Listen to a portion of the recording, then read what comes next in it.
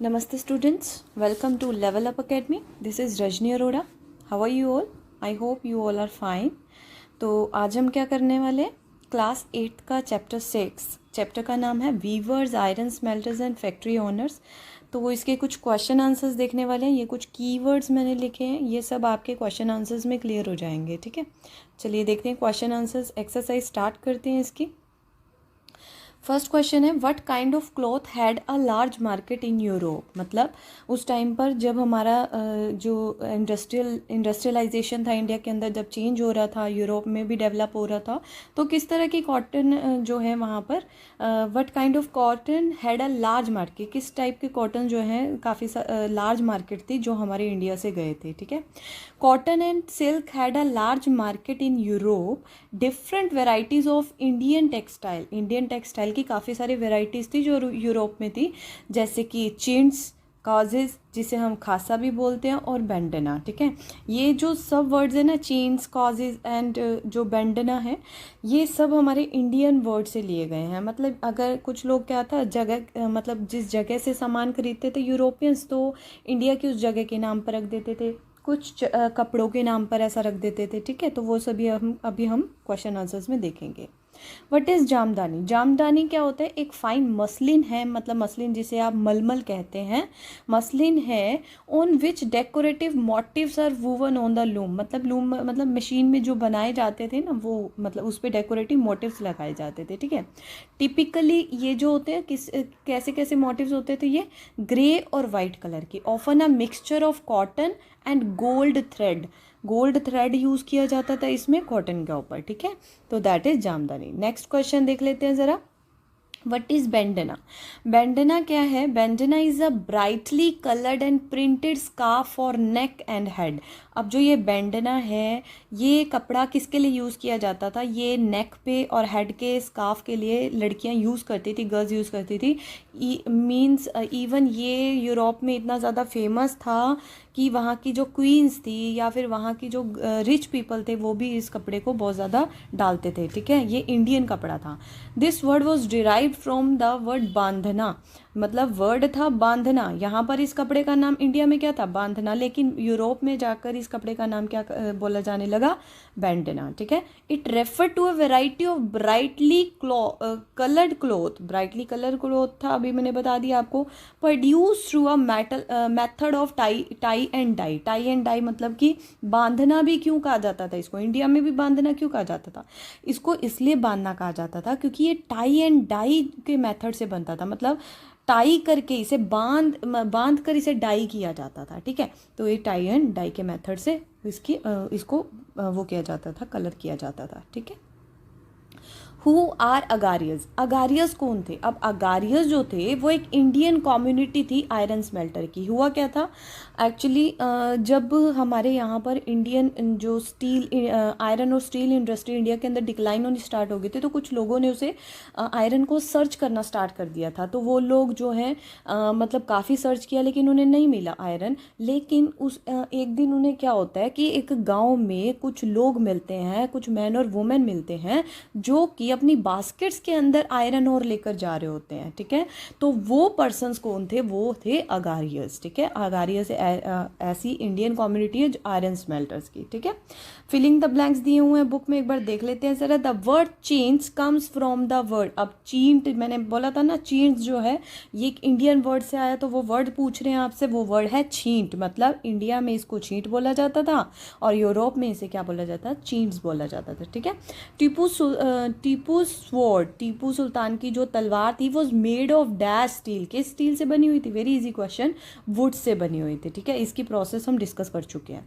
India textile exports declined इन। अब ये पूछ रहे हैं कि इंडियन टेक्सटाइल जो है कब डिक्लाइन हुई थी? 19th सेंचुरी में डिक्लाइन हुई थी। ठीक है, नेक्स्ट क्वेश्चन है, how do the names of different textiles tell us about their history. अब ये पूछ रहे हैं कि जो डिफरेंट नेम्स हैं, जो मतलब नेम्स की क्या हिस्ट्री है, डिफरेंट टेक्सटाइल नेम की हिस्ट्री पूछ रहे हैं आपसे। जैसे अभी अभी हमने कुछ वर्ड्स को डिस्कस भी किया है, जैसे कि आपका हो गया मसलिन है या फिर बैंडना है, चीन्स है, तो इनके बारे में थोड़ा सा डिस्कस कर लेते हैं।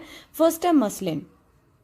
European trader first saw fine cotton cloth from India carried by Arab merchant in Mosul in present Iraq. Actually हुआ क्या था कि यूरोपियन ट्रेडर्स ने का फर्स्ट एनकाउंटर या फिर फर्स्ट उन्होंने कब देखा था कॉटन क्लॉथ्स को इंडिया के अंदर, हुआ क्या था जब अरब मर्चेंट थे वो इंडियन कॉटन क्लॉथ जो का लेकर जा रहे थे मैसूल के अंदर, अरब मर्चेंट लेकर जा रहे थे इंडिया से कॉटन को मैसूल के अंदर। और मैसूल आज के टाइम पे कहाँ पर है, इराक में है, ठीक है। तो उस टाइम पर यूरोपियन ट्रेडर्स ने इस कपड़े को देखा था, या कह सकते हैं हम इस कपड़े के साथ उनका फर्स्ट एनकाउंटर हुआ था, ठीक है। Hence they name old finely woven textile, तो मैसूल लेकर जा रहे थे तो उस टाइम पर उसके नाम पर इन्होंने क्या रख दिया, कपड़े का नाम मसलिन रख दिया था, ठीक है, जिसे मलमल का कपड़ा कहते हैं। Chintz, this name is derived from, मतलब ये देख लेते हैं चींट्स किससे डिराइव हुआ है, एक हिंदी वर्ड छींट से, ये अभी हमने डिस्कस भी किया है। हिंदी वर्ड छींट से डिराइव हुआ है, अ cloth with small and colourful floral design, मतलब फूलों के डिज़ाइन बने होते थे। अगर आप गूगल पे सर्च करोगे तो ये सारे कपड़े आपको दिखाई देंगे, ठीक है, एक बार देखिएगा ज़रा। बैंडना, नेक्स्ट है bandana. This name is derive from the Hindi word, अब ये हिंदी वर्ड से बना है और हिंदी वर्ड क्या है, बांधना। This is refer to variety of bright colour है, प्रिंटेड स्कार्फ्स के लिए यूज किया जाता है, कौन कौन का नेक और हेड के स्कार्फ के लिए। कैलिको बहुत फेमस वर्ड है। कैलिको जो है, जब पोर्टुगीज जो थे इंडिया के अंदर आए थे स्पाइसेस की खोज में, तो ये पहली बार कहाँ पर उतरे थे, ये पहली बार लैंड हुए थे कैलीकट में, ठीक है। तो ये जो कॉटन टेक्सटाइल जो है यूरोप में, तो फिर उसके बाद क्या हुआ, ये ना स्पाइसेस के साथ साथ जो है कॉटन टेक्सटाइल भी लेकर गए थे यूरोप में, ठीक है, किसके लिए, सेल करने के लिए। तो कैलीकट में उतरे थे तो इसलिए उन्होंने उस कपड़े का पूरा जनरल नाम क्या रख दिया था, कैलिको रख दिया था, ठीक है।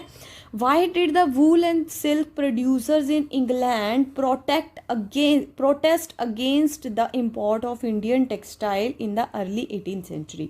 हुआ क्या था, ये क्या पूछ रहे हैं आपसे कि जो वूल और सिल्क प्रोड्यूसर थे इंग्लैंड के अंदर, उन्होंने इंडियन टेक्सटाइल के अगेंस्ट प्रोटेस्ट, विरोध क्यों किया था अर्ली 18th सेंचुरी में। तो देख लेते हैं ज़रा। Textile industries has just begin to develop in England in early 18th century. हुआ क्या था, जो टेक्सटाइल इंडस्ट्रीज थी वो अर्ली 18th सेंचुरी में जस्ट डेवलप होना ही शुरू हुई थी, ठीक है। The wool and silk producer in England found themselves unable to compete with Indian textile. अब ये जो वूल और सिल्क प्रोड्यूसर्स थे इंग्लैंड के अंदर, वो अपने आप मतलब वो कम्पीट नहीं कर पा रहे थे, क्योंकि इंडिया ने इतना ज़्यादा वास्ट मार्केट था इंडिया का टेक्सटाइल का कि वो इसके साथ कम्पीट नहीं कर सकते थे, क्योंकि वो अभी अभी डेवलप हो रहे थे, ग्रोथ कर रहे थे। They want to secure the market within the country by preventing the entry of Indian textile. तो उन्होंने क्या किया, मतलब वो चाहते थे कि हमारी मार्केट सिक्योर हो जाए इंग्लैंड के अंदर, और ये तभी हो सकती थी जब इंडिया का प्रोडक्शन वहाँ पर नहीं जाएगा। तो इसीलिए उन्होंने उसकी एंट्री पर क्या किया, मतलब बैन लगवा दिया था। अब मतलब जो यूरोपियन गवर्नमेंट थी उन्होंने क्या किया था, बैन लगा दिया था कि इंडिया का जो कपड़ा है चीन्स वो इंग्लैंड में, यूरोप में अलाउड नहीं होगा, ठीक है। Therefore they protested against its import, इसीलिए उन्होंने इसके अगेंस्ट मतलब प्रोटेस्ट किया था, ठीक है। Next, how did the development of cotton industries in Britain effect textile producer in India. अब जो पहले तो वो सिर्फ डेवलप होना स्टार्ट हो रहे थे, लेकिन जैसे जैसे वो डेवलप हो चुकी थी ब्रिटेन में कॉटन टेक्सटाइल, तो उसने कॉटन इंडस्ट्री, तो उसने इंडिया पर कैसे, इंडिया के प्रोड्यूसर पर किस तरह से इफेक्ट किया। फर्स्ट देख लेते हैं, काफ़ी वेज में इफेक्ट किया था। फर्स्ट है, Indian textile faced competition from Britain textile in the European and American market. अब क्या हुआ, इंडिया को कंपटीशन फेस करना पड़ रहा था, क्योंकि एक्चुअली क्या हुआ था, जो ब्रिटेन है ना, उन्होंने काफ़ी मतलब पहले तो ग्रोथ कर रहे थे, लेकिन ग्रोथ करते करते उन्होंने काफ़ी इन्वेंशन, टेक्नोलॉजी इनोवेशन कर दी थी, जिसके कारण अब कपड़ा जल्दी बन जाता था और अच्छी क्वान्टिटी में बन जाता था, इमेंस क्वान्टिटी में, जिसके कारण अब वो कपड़े को सस्ते दामों पर भी देने लगे थे। तो अब इंडिया के टेक्सटाइल को जो है कंपटीशन हो गया था उनके लिए एक बहुत बड़ा, कि वो ब्रिटिश टेक्सटाइल का जो कपड़ा है, टेक्सटाइल्स हैं, उनको मतलब कंपटीशन फेस करना पड़ रहा था इंडियन टेक्सटाइल को, ठीक है। Second, export of textiles to England became more and more difficult because the British government imposed very high duties on Indian textile. अब दूसरा चैलेंज क्या था, दूसरी प्रॉब्लम क्या थी कि जो एक्सपोर्ट होता था इंडिया से इंग्लैंड में उस पर काफ़ी हाई ड्यूटी लगा दी थी, टैक्सेस लगा दिए थे, जिसके कारण इंडिया को इफ़ेक्ट हो रहा था. ठीक है. थर्ड है थाउजेंड्स ऑफ वीवर्स, हमारे जो थाउजेंड्स ऑफ वीवर थे इंडिया के अंदर वो क्या हो गए थे, आउट ऑफ एम्प्लॉयमेंट, मतलब जॉबलेस हो गए थे. ठीक है. Next question, why did the India, तो चलिए अब 9th क्वेश्चन देख लेते हैं. Why did the Indian iron smelting industry decline in 19th century. मतलब 19th सेंचुरी में ऐसा क्या हुआ कि Indian industry, iron smelting industry जो थी वो डिक्लाइन होना शुरू हो गई. ठीक है. फर्स्ट है, the new forest law of the colonial government prevented people from entering the reserved forest. Now it became difficult for the iron smelters to find wood for charcoal. देखिए ज़रा, हुआ क्या था, नए फॉरेस्ट लॉज बन गए थे. कैसे फॉरेस्ट लॉज बन गए थे कि लोगों को एंट्री ही नहीं मिल रही थी अब फॉरेस्ट के अंदर. अगर लोग फॉरेस्ट के अंदर नहीं जाएंगे तो वो चारकोल के लिए वुड कहाँ से लाएंगे. तो ये धीरे धीरे अपने आप से डिक्लाइन होना शुरू हो गया था. ठीक है.